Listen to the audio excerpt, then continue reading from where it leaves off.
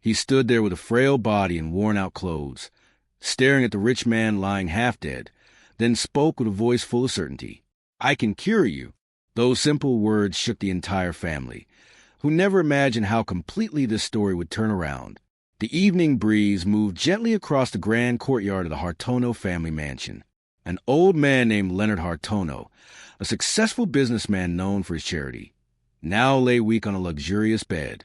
A rare disease had struck him mercilessly, leaving even the best doctors helpless and his family resigned to waiting for death. That day, a sorrowful mood filled the entire house. Leonard's children were busy preparing all the final needs for their father's last days. In the middle of commotion, a strange man suddenly appeared at the gate. His clothes were tattered, his steps slightly limping, but his eyes were sharp and filled with determination. He introduced himself as Thomas, a war veteran. In a calm voice, he spoke to Leonard's family. "I once lived in a remote place full of healing plants. Please allow me to help Mr. Leonard. I can cure him." Those words made the entire family turn their heads, part of them shocked, the others holding back mocking laughter. Who was this strange old man daring to claim he could heal an illness that even top doctors had given up on? Leonard's eldest son, Yuta, stepped forward with a harsh tone. "Sir, if you came here to scam us, you'd better leave before we call the guards." Thomas did not flinch, his eyes firmly on Leonard lying weak on the bed. "I did not come for money. I came to keep a promise." "Let me try," was all he said, his voice trembling. Leonard, tired of waiting for death, looked at Thomas with curiosity on the old veteran's face. He saw a sincerity that was hard to explain. There was no fear or greed, only a pure wish to help. Leonard whispered weakly, "Let him speak." Leonard's children glanced at each other, uncertain, but they also did not want to argue with a dying man. In the end, Thomas was allowed to enter the grand room where Leonard lay. Thomas opened a small bag, pulling out a cloth bundle filled with a dark green powder, its strong smell flooding the air. He explained that the medicine came from mountains far away in the Middle East, where soldiers survived using wild plants. "This potion might help," he said. Yuta looked at the veteran with suspicion. "Do not play around, sir. My father is not a test subject." Thomas bowed respectfully, then looked again at Leonard. "The decision is yours, sir." Leonard, with heavy breaths, nodded slightly. "I have tried everything. Maybe this is my last chance." The room turned tense. No one dared stop Leonard. As the family watched anxiously, Thomas began preparing the herbal drink, slowly pouring warm water and mixing in the strange powder. A bitter smell immediately filled the room, making some people cover their noses. Leonard took the cup with trembling hands, stared at the strange liquid, then drank it little by little. His children nearly shouted to stop him, but it was too late. The green liquid had entered their father's body. In the next moments, nothing could be predicted. The entire family held their breath, waiting to see what would happen after a ragged veteran had spoken with such confidence. "I can cure you."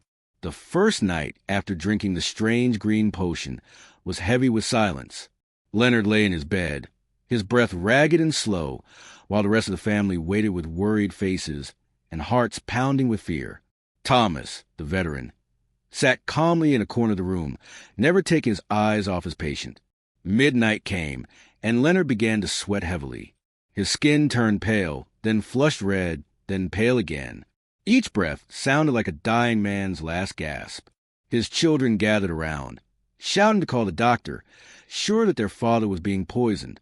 But Thomas stopped them with a soft voice. "Let his body fight," he said. "Give it time." The family nearly exploded with anger. Yuta grabbed Thomas's shirt. "You said you could cure him. Look at him. He is worse than ever." Thomas answered with eyes full of certainty. "This is part of the process." Outside the room, the night wind rattled the window. A sense of doom seemed to settle over the mansion, as if death itself was standing by. Leonard's youngest daughter, Maya, began to cry in terror. But then near dawn, something changed. Leonard's breathing, which had been labored, slowly became steady. The sweat on his forehead dried. His pale face gained a faint color. The children fell silent, staring in disbelief. Maya wiped her tears. "Father," Leonard opened his eyes. Though still weak, he managed to whisper, "I feel lighter." Thomas nodded slowly. "Good. That means your body accepted the medicine." For a moment, hope returned to the room. The children were still suspicious, but at least their father had survived the night. Later that morning, the family doctor arrived to check Leonard's condition. He examined Leonard carefully, asking many questions. When he finished, his expression was confused. "This is impossible," he murmured. "The infection in Leonard's blood seems to be reducing, but I have never seen any treatment like this." The children looked at each other, torn between relief and fear. Had Thomas truly given their father a miracle, or was this just a false dawn before something worse happened? Thomas stood in silence, his eyes sharp but kind. He refused every offer of money from the family, refusing even a place to sleep in the mansion. Instead, he asked for a simple mat in the corner of the house, so he could watch over Leonard day and night. That made the children even more uneasy. Why would a stranger be so loyal, so ready to protect their father? When night came again, Thomas prepared a second dose of the green herbal drink. Yuta tried to stop him, still doubting. "You could be killing him," Yuta hissed. Thomas looked at him calmly. "Or I could be saving him." Leonard took the cup with his own hands. He looked at Thomas, then at his worried children, and drank it. The second night would become even more terrifying, as Leonard's body began to react in ways no one could explain. As the second night fell, the entire family could hardly sleep. The air felt heavier, almost suffocating, as they watched Leonard lie on the bed after swallowing the second dose of the dark green drink. Thomas kept his eyes on him, sitting cross-legged near the doorway, as if guarding a sacred ritual. At first, Leonard seemed calm, but after midnight, his body began to tremble violently. His arms and legs twitched. His breath turned rapid and shallow, as if he were running a race while lying down. The family panicked, rushing to the bed. Maya screamed, "Father, wake up." Leonard's eyes were wide open, but he did not seem to see anything. Sweat poured from his skin, soaking the sheets. Yuta grabbed Thomas again, almost shaking him. "What did you give him, you madman?" Thomas stayed still, refusing to answer, only watching Leonard with a strange calm. The clock ticked painfully slow. 1 hour, then 2. Leonard's body looked like it was burning from the inside, but then just before dawn, the tremors stopped. Silence fell, so sudden it felt eerie. The family barely dared to breathe. Leonard took one slow, steady breath, then another, his chest rising and falling peacefully. The color returned to his face, healthier than the day before. Maya reached out and touched her father's hand. It was warm, no longer icy like before. Tears fell from her eyes, a mixture of relief and confusion.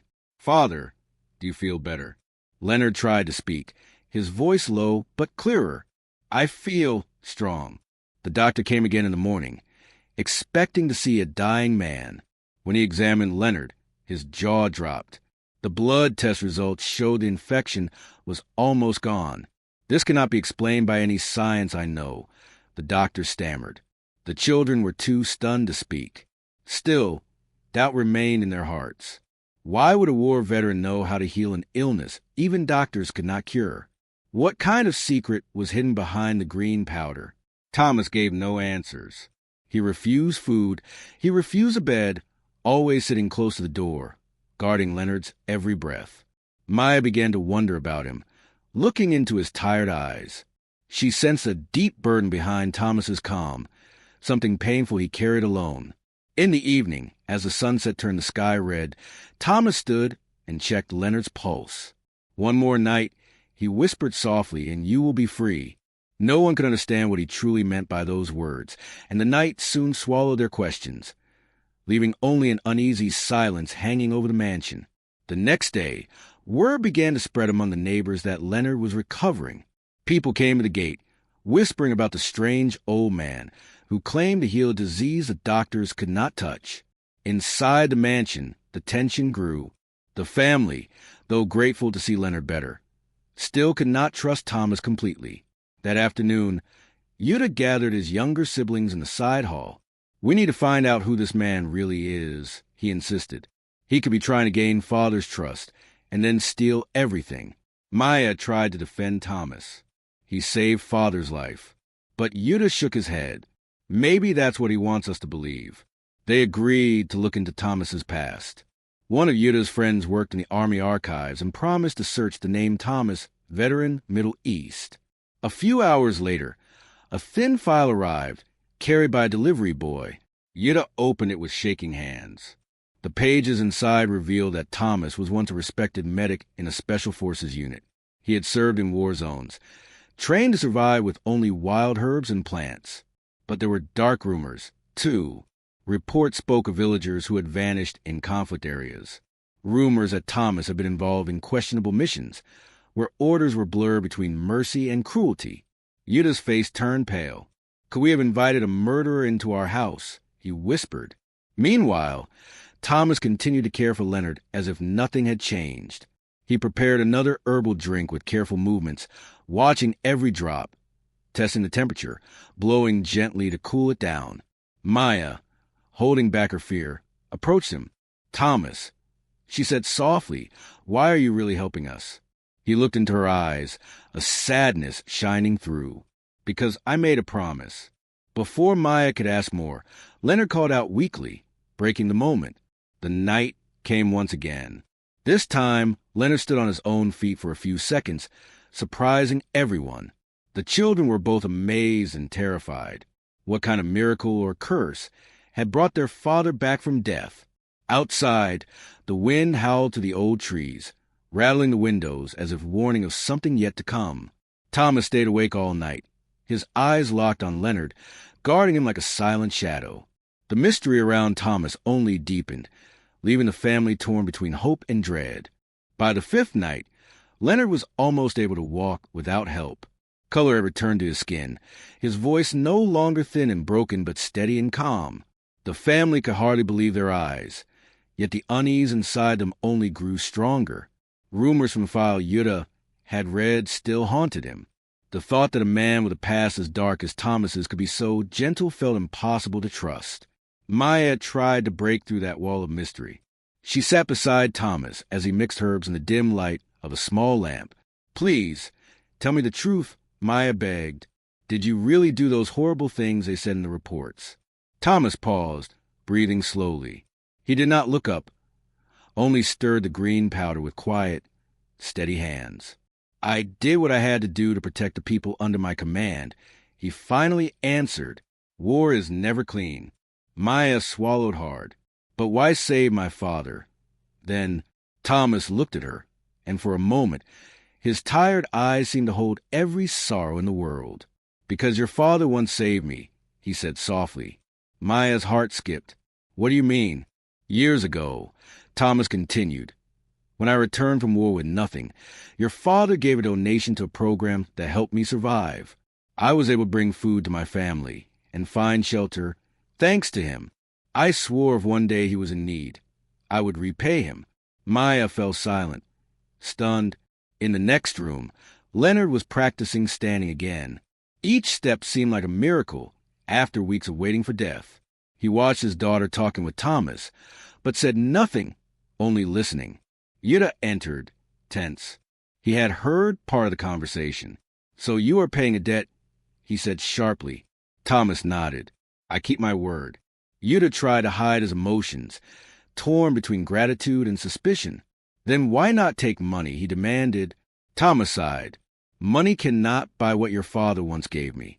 His voice trembled for the first time, showing that even a man who had seen battle could still break when talking about honor. Outside, a storm began to gather. Lightning flashed beyond the old mansion windows, rumbling in the distance. Leonard, hearing every word, closed his eyes. For the first time in weeks, he felt a deep peace settle over him. But the family still could not shake the fear that something was waiting in the darkness, a final truth that might destroy this fragile hope. The sixth night arrived with heavy rain pounding the mansion roof, as if the sky itself was restless. Thomas prepared what he called the final dose of the herbal medicine, grinding the last of the green powder with steady, precise hands. Leonard was already stronger, able to sit by the window and watch the rain. But in his eyes, there was still fear, as if he sensed the fight was not yet over. Thomas approached him calmly. This is the last one, he said. After tonight, your body should heal completely. Leonard nodded weakly. Maya and Yuta stood nearby, watching each move with suspicion. Thomas handed the drink to Leonard, who took it without hesitation. The bitter smell rose through the air once more, making everyone hold their breath. Leonard drank it slowly, drop by drop, as thunder rumbled through the night. At first, nothing happened. He closed his eyes, breathing slowly, while Thomas sat cross-legged by the door, unmoving like a silent guard. But an hour later, Leonard's breathing began to change again. He clutched at his chest, gasping for air, his face turning pale. Panic spread through the family, thinking this was the end. Maya cried out, "Father, stay with us." Thomas moved closer, placing his hand gently on Leonard's shoulder.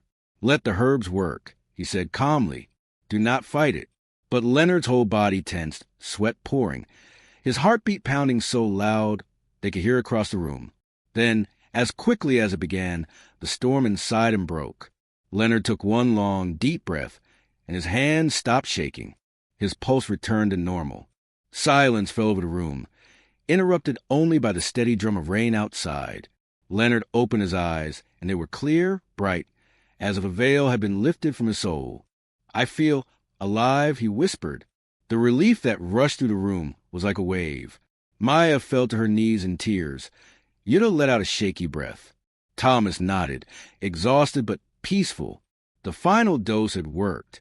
For the first time in weeks, Leonard stood up without help, took a step, then another. His children could barely believe it.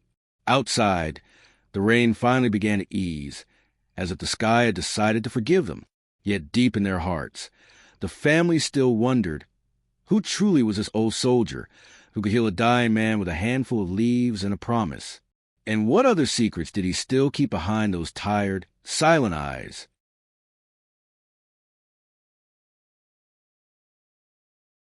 The next morning came with a warm sunrise, washing away the memory of the storm. The family gathered around Leonard, who now stood tall and steady as if death had never been near him. Their faces were a mix of wonder and quiet disbelief. Maya brought him breakfast, unable to stop smiling through her tears. "Father, you look so strong again." Leonard nodded, taking a sip of warm tea. "I feel reborn," he said softly. Outside, neighbors and distant relatives had gathered by the mansion gate, hoping to catch a glimpse of the miracle. The news that Leonard had survived after doctors had given up on him had spread like wildfire, and many wanted to see for themselves. Some whispered that it was pure magic. Others said it was a trick, a coincidence. But the family knew what they had seen. They had watched their father slip closer to death each day, and now he stood before them, smiling. Thomas, meanwhile, remained quiet. He kept to a corner of the house, packing up the last of his herbs and simple belongings. Maya approached him with gratitude shining in her eyes. "Thomas, please stay. You saved our father's life." Thomas shook his head gently. "My task here is finished, but we want to repay you," Maya insisted. "Anything you ask." Thomas looked at her with a tired, peaceful gaze. "You owe me nothing," he said. "I only kept a promise." Yuta stepped forward, still wrestling with doubts. "You saved him, and you asked for nothing. How is that possible?" Thomas took a long breath, as if letting go of years of heavy burdens. "In war, there are days I cannot save anyone," he explained quietly. "Your father gave me hope again, back then. Saving him was the least I could do." The children stood speechless, their hearts pulled in so many directions. Leonard, hearing every word, rose from his chair and walked to Thomas. With trembling hands, he reached out and took Thomas's hand in his own. "You gave me back my life," Leonard said with deep emotion.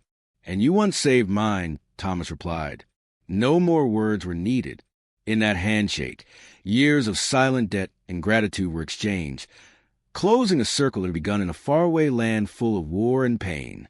But still, Thomas's eyes held something no one could fully read, as if a part of him would forever remain on a battlefield, among shadows no one else could see. The day after Thomas packed his few things, the air in the mansion felt strangely hollow. The family watched him tie the old laces of his boots, still worn and covered in dust, as if they carried the stories of 1,000 journeys. Maya tried once more to convince him. "You could stay here," she pleaded. "We have more than enough room." Thomas gave her a soft, grateful smile.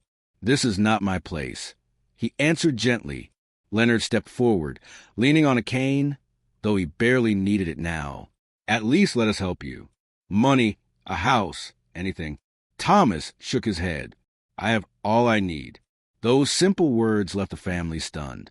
In their world, no one refused comfort so easily, especially not after living through war and loss. Maya bit her lip. "Then where will you go?" Thomas looked out to the mansion gate, where the morning sun lit up the road stretching far beyond. "Wherever people need me," he said, with a calm so deep it felt unshakable. A silence fell. They watched him walk toward the gate, a small bag slung over his shoulder, his steps steady but humble. The family stood by the doorway, unable to move. It felt wrong to let him go, yet somehow right, as if this was the only way to honor his journey. As Thomas reached the road, he paused. He turned back one last time, his eyes meeting Leonard's. "Live well, Mr. Leonard," he called. "That is all the payment I want." Then he walked away, step after step, until the world seemed to swallow him into its vastness. Inside the mansion, Leonard sighed deeply, overwhelmed by memories of a kindness returned when least expected. The children gathered around him, struggling to find words. "Father," Yida finally spoke. "Do you think we will ever see him again?" Leonard smiled, a bit sadly. "Some people," he said, "appear only when they are truly needed." Outside, the sun rose higher, shining through the wet leaves after the storm, as if to remind them that even the deepest wounds could one day be healed. But in their hearts, a new question took root, one that no one dared speak out loud. Was Thomas really just a veteran with herbs, or was he something far greater, something beyond their understanding? Days passed in a strange quietness after Thomas left. The mansion, once filled with worry and fear, now echoed with the soft sounds of life returning. Leonard regained his strength day by day, walking through the gardens, breathing the fresh air that felt like a gift he had never truly valued before. Yet the memory of Thomas stayed with him. One afternoon, Leonard sat with Maya under a blooming tree. The air smelled of flowers, clean and warm. "Father," Maya asked gently, "do you think Thomas will ever forgive himself for what he did in the war?" Leonard sighed, his eyes distant.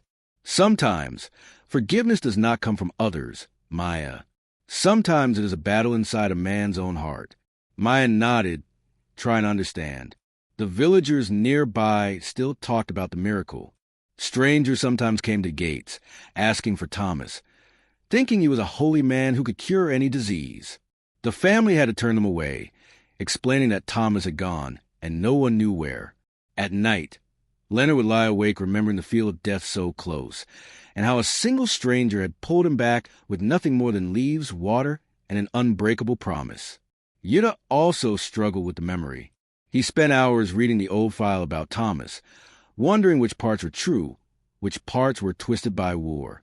The records told a man who saved lives and also took them, who broke rules for the sake of mercy, who vanished without medals or applause. It was hard to fit that man with the calm, gentle healer who had watched over their father. One evening, as the sun set in gold and pink, Yuta stood at the front steps of the mansion, looking at the empty road where Thomas had walked away. He felt a strange respect growing inside him. He saved father, Yuta whispered to himself. No matter what he was before, he saved father. Inside the house, Leonard called out to his children with a warm voice, stronger than they had heard in years. "Come, let's eat together." The family gathered, their hearts still carrying questions, but also filled with a new kind of peace. In the silence between their words, the presence of Thomas seemed to echo, a silent reminder of courage, of debts repaid, and of a past that would never fully fade away. The weeks turned to months, and Leonard's health continued to hold strong. He began meeting old business partners, visiting friends, and helping charities once more, his spirit renewed. The family watched with pride, though in quiet moments, their thoughts always returned to Thomas. One late afternoon, a letter arrived at the mansion. It had no return address, only Leonard's name in simple handwriting. Maya carefully opened it, and the family gathered around. Inside was a single sheet of paper. Mr. Leonard, your strength was always greater than you believed. I only reminded your body how to fight again. I have gone where I am needed next. Keep living, because every day is a victory. Thank you for letting me keep my promise. Thomas. The words brought tears to Leonard's eyes. He folded the paper with trembling hands and held it against his chest, feeling a wave of peace. He looked at his children, his voice soft but steady. This is the end of his promise, and the beginning of ours. The children nodded, each feeling the meaning in those simple lines. After that day, Leonard worked even harder to help people in need, remembering Thomas's journey. He sponsored medical care for war veterans, helped build small clinics, and offered scholarships to children in faraway villages. In the evenings, he would sometimes sit alone in the garden, looking at the quiet road where Thomas had disappeared. He wondered where that old soldier had gone, who he might be helping now, whose life he was saving next. Sometimes, Leonard thought he could almost see Thomas's silhouette in the shadows, watching from afar, making sure he stayed true to his second chance. As night fell and the stars began to shine, Leonard felt a deep calm in his heart. A promise had been kept. A debt had been repaid. And somewhere out there, a man with tired eyes and a quiet soul was still walking, still keeping his word, wherever he was needed most. No one in the family ever spoke a final question again. They simply carried the lesson forward, that sometimes a stranger's hand could lift you from death, and that a single promise, given in a moment of kindness, could change everything. And in that silent understanding, they finally found peace.